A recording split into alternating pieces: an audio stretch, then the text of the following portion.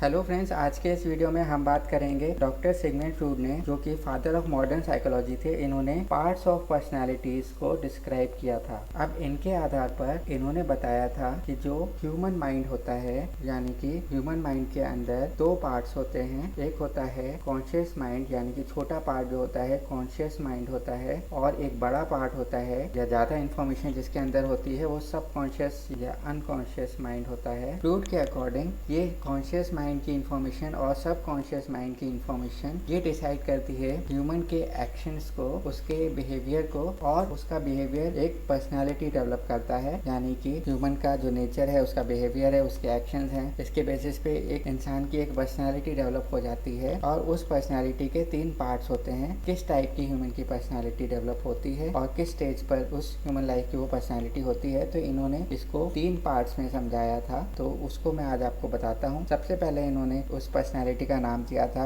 ईड, second इन्होंने बताया था ईगो, और थर्ड इन्होंने बताया था सुपर ईगो। तो दोस्तों, आज के इस वीडियो में हम बात करेंगे इन 3 पार्ट्स ऑफ पर्सनैलिटीज की, यानी ईड, ईगो और सुपर ईगो, और इनका रिलेशन, यानी कि इनका एग्जाम्पल हम एक नॉर्मल जनरल लाइफ में लेंगे और एक एग्जाम्पल हम डेंटल कंसिडरेशंस में लेंगे कि कैसे डेंटल पेशेंट्स को हम इस पर्सनैलिटी के आधार पर डिसाइड कर सकते हैं।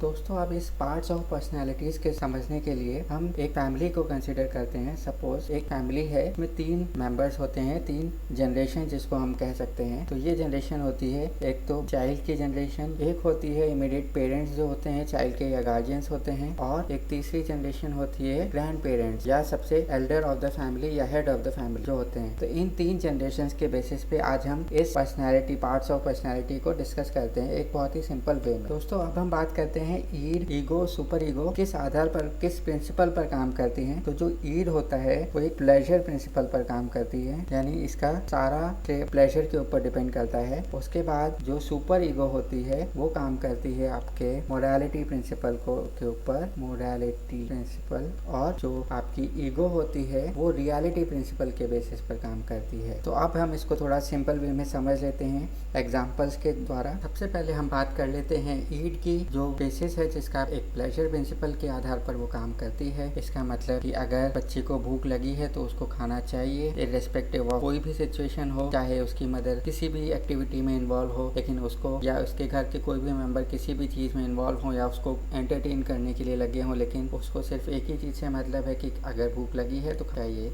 बस इतना ही बात। तो अगर हम इसको एक डेंटल पर्सपेक्टिव से देखें, तो अगर एक बच्चा हमारे डेंटल क्लिनिक पर आता है तो उसको इस बात से मतलब है कि डेंटल ट्रीटमेंट के बाद वो कैसा दिखेगा, या हम उसको कोशिश करते हैं कि वो इसके बाद इतना अच्छा दिखेगा, इतना सुंदर दिखेगा, या उसकी डेंटल पेन ठीक हो जाएगी। इंस्टेड ऑफ दैट उसको मतलब होता है कि वो जो ट्रीटमेंट हम करें वो थोड़ा एक एंजॉयबल एक्सपीरियंस रहे, तभी उसको इस चीज में मजा आएगा। इसीलिए डेंटल ट्रीटमेंट या डेंटल डॉक्टर्स फोकस करते हैं कि उसको एक डिस्ट्रैक्ट किया जाए और उसको ये जो ट्रीटमेंट है एक एंजॉयबल एक्सपीरियंस दिया जाए। जैसे कि यूज किया जाता है ऑडियो विजुअल एड्स का, यूज किया जाता है किसी एक्टिविटी का जो एक आधार बन जाती है उसको रिलैक्स करने के लिए, उसकी एंजाइटी को कम करने के लिए। तो ये होता है एक प्लेजर जो उसको दिया जाता है, जिससे कि उसको एक पॉजिटिव इम्पैक्ट पड़े और उसको उस चीज में मजा आए। तो ये था एक आईडी का प्लेजर प्रिंसिपल का कॉन्सेप्ट। दोस्तों, अब हम बात करते हैं सुपर ईगो की।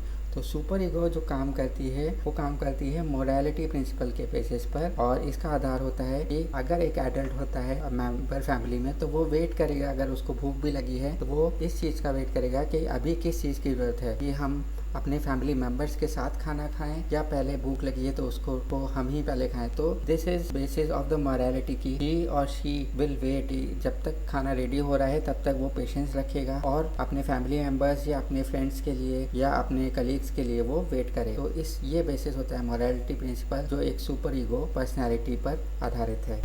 दोस्तों, अब इस सिचुएशन का, यानी कि सुपर ईगो का, हम एक डेंटल कंसिडरेशन मान सकते हैं कि सपोज एक एडल्ट अगर डेंटल ट्रीटमेंट के लिए आता है तो वो ये सोच कर आता है कि हाँ, अगर मैं ये ट्रीटमेंट कराता हूँ तो इसका मेरे को फायदा है और मेरी डेंटल ट्रीटमेंट से मेरा जो पेन है वो ठीक हो जाएगा, और इसके साथ साथ या उसको कोई एस्थेटिक कंसर्न है, यानी कि उसके लुक्स पर, उसके स्माइल पर, तो वो भी ठीक हो जाएगा। तो इससे वो आगे सोसाइटी के सामने भी अच्छा लगेगा और अपने फैमिली मेंबर्स के सामने भी अच्छा लगेगा। तो बेसिकली वो एक मॉरल रियलिटी की सोच रखता है कि अगर मैं डेंटल ट्रीटमेंट कराता हूँ या कराती हूँ तो इससे मेरा और मेरे आसपास के लोगों की इन्फ्लुएंस होते हैं, और ये एक आधार है डेंटल ट्रीटमेंट से मैं अपने आप को ही एक हेल्दी स्टेट में रखता हूँ या रखती हूँ। दोस्तों, अब हम बात करते हैं last part of the personality यानी कि ईगो, जो वर्क करती है एक रियलिटी प्रिंसिपल के बेसिस पर। तो इस पर्सनैलिटी का आधार होता है कि भले ही भूख लगी हो तो उसमें वो सोसाइटी को बगैर कंसिडर किए हुए या लोगों को बगैर कंसिडर किए हुए वो ये देखती है कि